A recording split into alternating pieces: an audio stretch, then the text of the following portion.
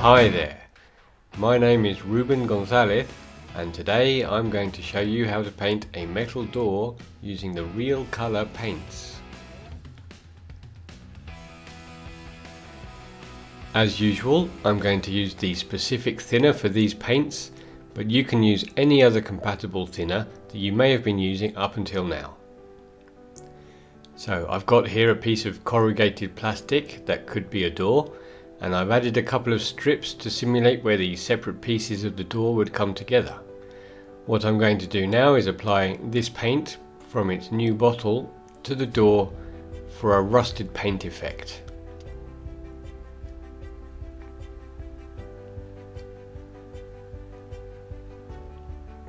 First of all, I need to prepare my mix in the airbrush.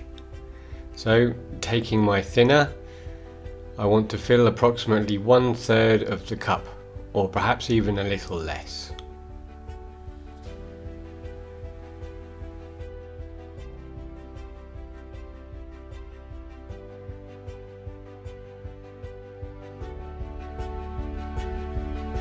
And then I add a touch of yellow. Now I'm going to apply a full coat of paint to the whole door. My next step will be to use these chipping fluids in a 50-50 mix. I'm going to mix them 50-50 and apply the result to the whole door before I apply my base colour and then create my paint chipping effects. You need to make sure you apply a nice thick coat by going back over it a few times.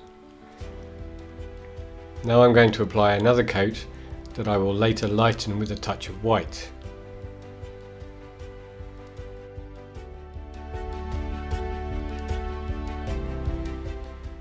There's no need at this point to cover the door evenly, as that will add a touch of texture to the final result.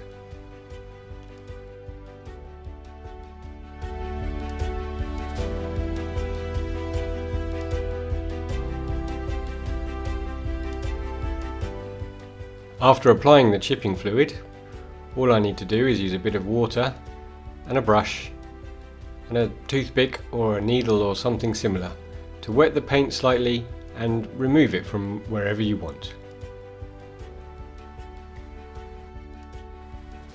It's as simple as wetting the paint like this, and once it's wet,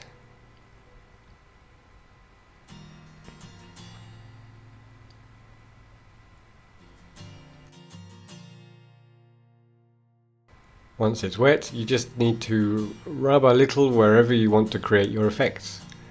For example, like what I'm doing here, concentrating on the lower section, you can see the paint starting to come off now.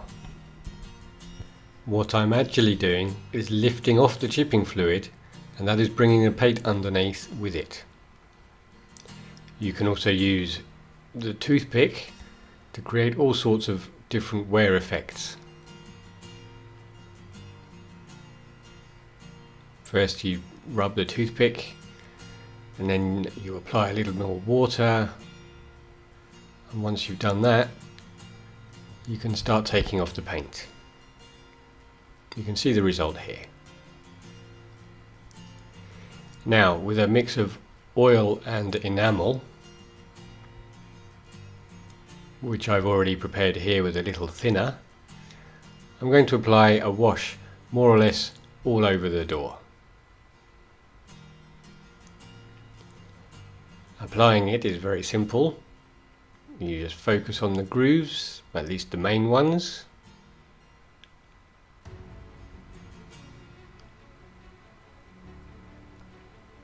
You could also apply a little on the upper section of the door and on the side, which will be the edges of the door in shade. And then with some clean thinner, just simply blend it all in.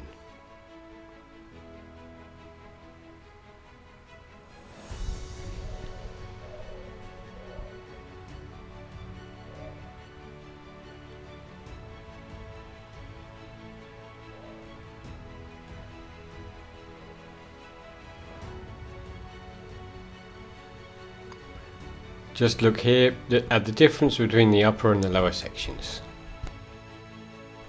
So I've finished the wash now. You can see it's still fresh, but it's already looking very different. I'm going to let it dry before applying a few more effects. My next step will be to apply a few oils, although as you can see it doesn't really need very much more to be done. I'm going to apply some oils now and then we're practically finished. I will be using the ABT 090, some ABT 093 and a bit of this ABT 135. I'll mix them on a piece of cardboard and then apply them directly to the surface.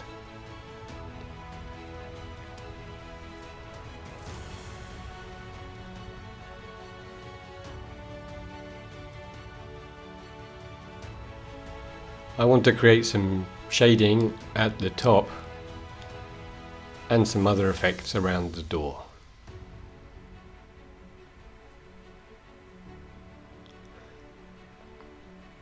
Such as a colour change underneath these strips.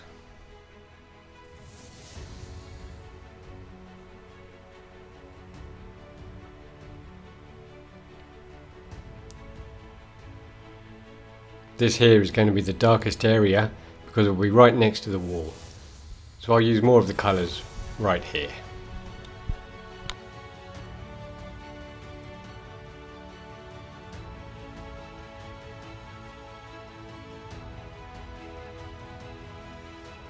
So for my last step, I'm going to use a light blue acrylic that should be close to my base colour to create some of these small marks, or shall we say positive chips, in the vertical grooves of the door.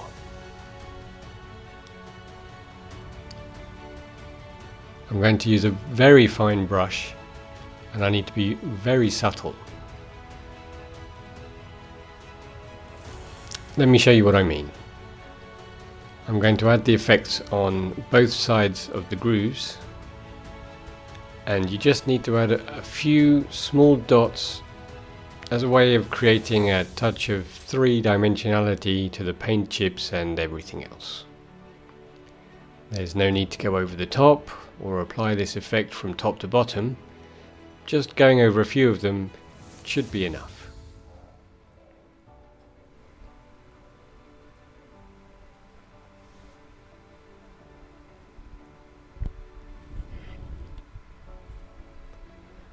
And here's the final result, a finished door after applying all my acrylics.